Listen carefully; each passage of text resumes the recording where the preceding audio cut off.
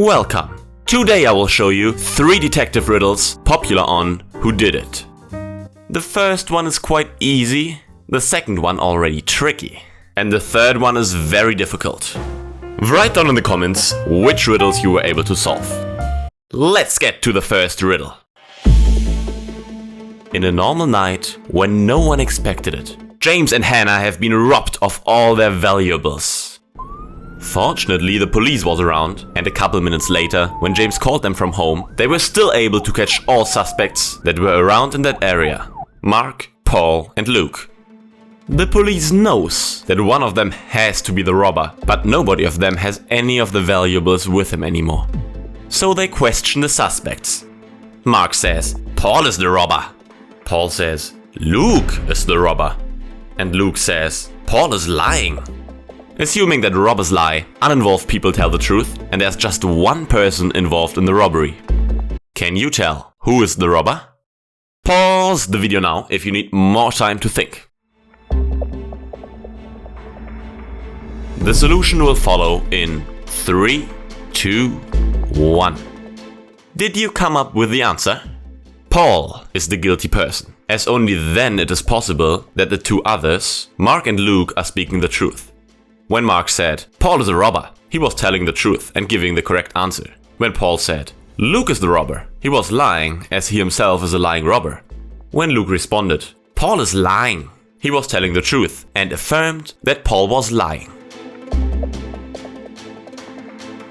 Here comes riddle number 2. A Japanese ship is on the route back to the shore from the Atlantic Ocean. In a calm and windless moment, the captain decides to take a shower. He keeps his Rolex and diamond-studded gold bracelet on the shelf and goes for a shower. When he returns, he finds both the watch and the bracelet missing.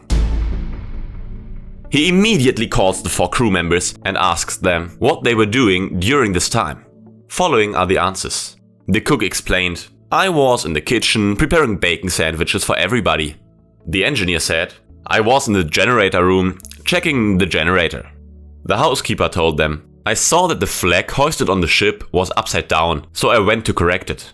And the second housekeeper said, I was tired and just taking a quick nap. The captain knows that one of them must be lying, and this must be the thief. Can you tell from that information who the thief is? Pause the video now to think about the solution. 3, 2, 1. I really like that riddle because it's only one little detail that reveals the thief. The thief is the housekeeper. He was definitely lying because the flag of Japan looks same when upside down or upright, and no one can tell if it is upside down. Let's get to the third riddle. This morning, a very famous chemist was found murdered in his kitchen. You are called to make sense from the existing clues. The police is sure that this murder was a 2-man job and it could not have been done alone. And they have also narrowed it down to 6 remaining suspects. Their names are Felice, Maxwell, Peter, Nicholas, Philip, and Henry. When they further examined the crime scene, the police found a note with the dead body.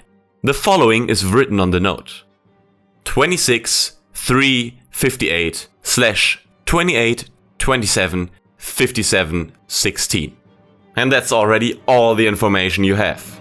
Can you find out who of the suspects are the killers and who are guiltless? Pause the video now to think carefully.